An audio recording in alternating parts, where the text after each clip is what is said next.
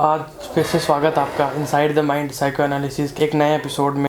इसमें आज हम बात करेंगे साईं बाबा के बारे में। साईं बाबा जो कि बाबा हुए हैं, आपको पिछले कुछ समय आपको पता ही होगा, सबको पता है बेसिकली भारत में जितने भी लोग हैं। उनके बारे में काफ़ी सारे प्रश्न भी है, काफ़ी कंट्रोवर्सी भी हुई थी पिछले साल कि वो भगवान है या नहीं है, या फिर वो कौन से धर्म से उनका नाता था और वो कैसे इंसान थे, क्या वो अच्छे इंसान थे, बुरे इंसान थे। पूरा तो देखिए कोई भी नहीं जानता, लेकिन फिर भी उनके जो चेहरे में या उनके मन में जो उनको फेस रीडिंग करके चीज़ें मिली है, वो आज हम आपको बताने की कोशिश करेंगे। सर से जानेंगे साइको एनालिसिस और मनोवैज्ञानिक विश्लेषण। तो सर, साईं बाबा के बारे में आप कुछ बताइए कि वो मतलब लोग उनको भगवान से जोड़ देते हैं। बहुत सारे उनके मंदिर बने हुए शिरडी में, जब मतलब करोड़ों अरबों के मंदिर है, वहाँ पे सोना चढ़ाया जाता है। और इवन उनके जो एक सत्य साईं बाबा करके थे, वो कहते भी वो उनके अवतार थे साईं बाबा के, वो सोना निकाल दिया हाथ से कुछ। तो वो क्या है, ये इसके पीछे कहाँ से ये चीज़ें चली और अब कहाँ जा रही हैं, उसके बारे में कुछ बताइए। जी, आपने सवाल बड़ा गहरा पूछा है कि कहाँ से चीज़ें चली और कहाँ तक चली गई। तो ये पूरी यात्रा मैं बता देता हूँ। इस यात्रा का जो उद्देश्य रहेगा वो रहेगा मनोवैज्ञानिक जानकारी आप तक पहुँचाना। सत्य साईं बाबा जो अभी हैं उनको एक बार हम छोड़ देते हैं, शुरुआत हम साईं बाबा से करते हैं। साईं बाबा बहुत अच्छे इंसान थे, बहुत ही नेक दिल, संत दिल इंसान थे। सच्चे अर्थों में साईं बाबा संत हैं। उनके सिद्धांत थे श्रद्धा और सबूरी। उनकी साइकोलॉजी थी कि श्रद्धा रखो, सबूरी रखो। हमेशा वो यही सिद्धांत सबको बताया करते थे कि सबका मालिक एक है, कि परम जो ब्रह्म है वो एक ही है। यही अध्यात्म में भी बताया जाता है। साईं बाबा अपना साधारण सा जीवन जिया करते थे। उनके जीवन में ना कोई चमत्कार था, ना कोई द्वेष था किसी से, सबसे वो प्यार से रहते थे। साईं बाबा ने अपना जीवन अपनी खुशी में, अपने अंदाज में ही जिया। लेकिन इंसान की फितरत को हमें समझना होगा, इंसानी मन को समझना होगा। साईं बाबा चले गए। अब चले जाने के बाद इंसानी मन कितनी शरारत करता है कि इंसान जिंदा है तब तक तो वो छेड़खानी नहीं कर सकता है, लेकिन मरने के बाद अपने तरीके से उस इंसान का यूज करता है। जैसे इतिहास से हम उदाहरण ले लें, भगवान श्री कृष्ण थे तब तक तो कोई उनको पूछता नहीं था। सारे उनको मायावी कहते, चोर कहते, अयास कहते, और मरने के बाद उनको भगवान बना दिया। ऐसा ही साईं बाबा के साथ हुआ। जब तक जीवित थे तब तक तो वो अपने प्रवचन दिया करते, या जो भी कुछ उनको महसूस होता, अनुभव होता, वो बता दिया करते थे।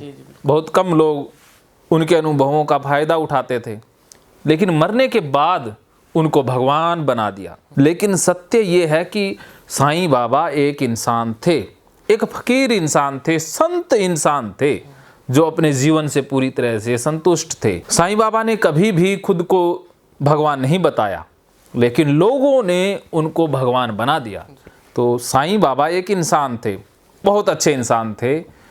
भगवान लोगों ने, या बिजनेस करने वाले लोगों ने, धंधा करने वाले लोगों ने भगवान बनाया है। और उसके बाद कहते हैं कि सत्य साईं बाबा उनके अवतार हैं। कोई अवतार नहीं होता, इंसान का कोई अवतार नहीं होता, साईं बाबा का कोई अवतार नहीं है। सत्य साईं बाबा एक चालाक किस्म के आदमी हैं, जो एक जादूगर हैं, ट्रिक करना जानते हैं। तो उन्होंने ये भी ट्रिक की है कि मैं अवतार हूँ, बताया है लोगों को। लोग तो भीड़ हैं, भीड़ को कुछ भी कह दो, भीड़ को तो ये कह दो कि भाई कृष्ण भगवान सपने में आए थे, तो लोग तो मान लेंगे। और आप कह दो कि बंदर तो हनुमान जी का अवतार हैं, तो लोग तो मान लेंगे, सच मान लेंगे।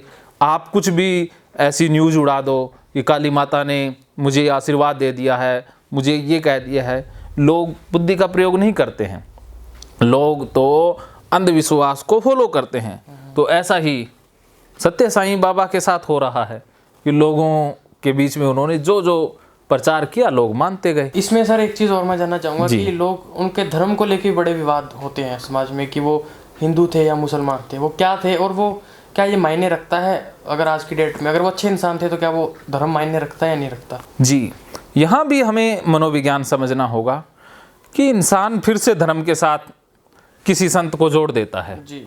ऐसी बात कबीर के साथ भी होती है, ऐसी ही बात साईं बाबा के साथ हुई है। जो संत इंसान होता है वो क्या होता है? इंसान ही होता है।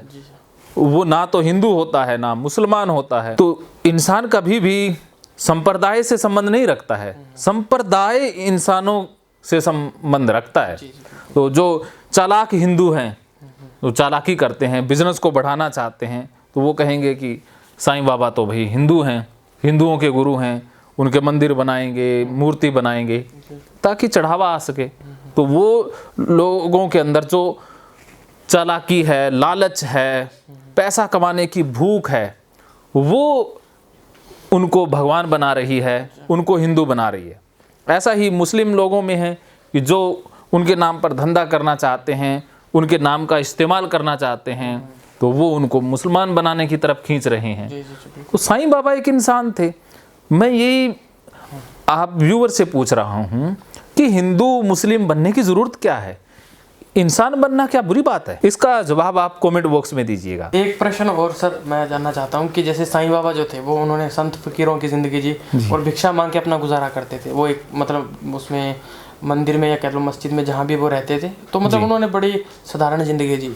लेकिन उनके जो लोगों ने मंदिर बनाए हैं, जहाँ पे शिरडी में अगर आप जाओगे तो मतलब वो ऐसा लगता है कि वो मंदिर ही सोने के हैं, उनकी मूर्तियाँ सोने की हैं, चांदी के उनको चीज़ें चढ़ाई जाती है, और बड़े बड़े दूर से जो अरबपति करोड़पति लोग आते हैं, तो वो गरीबी से और इतना अमीरी तक, इतनी इस हद तक वो कैसे परिवर्तन हुआ ये?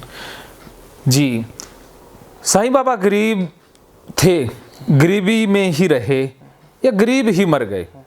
लेकिन साईं बाबा खुद गरीब नहीं थे, वो अपनी मौज में जी रहे थे। जो अल्लाह का या भगवान का बंदा होता है वो अमीर गरीब नहीं होता, वो भगवान का ही वाहक होता है।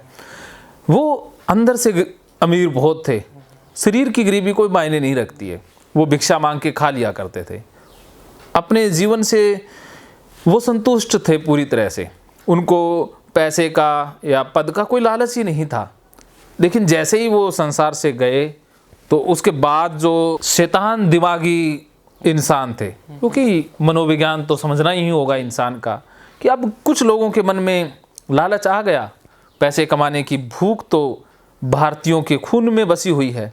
तो उन्होंने साईं बाबा को कहाँ बख्शना था, तो उनको एक हथियार मिल गया साईं बाबा, कि साईं बाबा के नाम पर बिजनेस करते हैं। तो जब बिजनेस करना है, पैसे कमाने हैं, तो शोरूम तो अच्छा बनाना पड़ेगा। तो शोरूम मंदिर होता है, तो साईं बाबा के मंदिर बनाए तो वो शोरूम बड़ा आलीशान बनाना होता है। क्योंकि आप किसी शोरूम में जाते हो, या जैसे एक रेस्टोरेंट में खाना खाने जाते हो, या एक ढाबे पर खाना खाने जाते हो, तो ढाबे का रेट ज़्यादा होता है या रेस्टोरेंट का? रेस्टोरेंट का रेट मुँह महंगा होता है, और लोग बड़ी शान से रेस्टोरेंट में बिल भी पे करते हैं। और ढाबे पर खाएंगे तो 100 तरह का मुंह बनाएंगे और कम भी करवाएंगे कि इतने का खाना होता है क्या, 10 20 50 100 तो छुड़वा ही लो। तो लोग तो लालची होते ही हैं, खास करके जो भगवान के नाम पर बिजनेस करते हैं। तो उनके पास दिमाग, मनोवैज्ञानिक दिमाग अच्छा होता है, मनोवैज्ञानिक टैक्ट उनको अच्छे से आते हैं। तो उन्होंने मंदिर तो सुंदर बनाने ही थे सोने के, तभी तो सोना चढ़ाया जाएगा। अगर मंदिर लकड़ी के बना दें, मिट्टी के बना दें, तो वहां पर तो लकड़ी मिट्टी आएगी ना, सोना थोड़ी ना आएगा। तो सोना सोने को खींचता है। साईं बाबा को सोने से या धातु से कोई मतलब ही नहीं था, लेकिन लोगों को सोना चाहिए, तो उन्होंने मूर्तियां भी सोने की बनाई। और फिर सत्य साईं बाबा तो एक जादूगर हैं ही, तो वो तो सोने की चेन निकालेंगे। तो ये साईं बाबा के बारे में कुछ जानकारी थी, आशा करते हैं कि आपको अच्छी लगी होगी, और इसमें काफ़ी चीज़ें हम और भी लेके आएंगे। और जैसा कि हम बार बार हर वीडियो में भी कहते हैं कि हमारा मतलब किसी के ऊपर कटाक्ष या व्यंग्य करने का कोई मकसद नहीं होता, किसी धर्म के अलावा या किसी भी इंसान के प्रति। हम बस अपना जो जानकारी है, जो मनोवैज्ञानिक विश्लेषण है, वो आप लोगों के सामने लाते हैं। ठीक बात है, बुरा लगेगा तो वो तो आप कमेंट बॉक्स में लिखने वाले हो। अच्छी बातें हो सकता है कि आप ना बताओ, लेकिन बुरी बातें तो कमेंट में बताने वाले ही हो।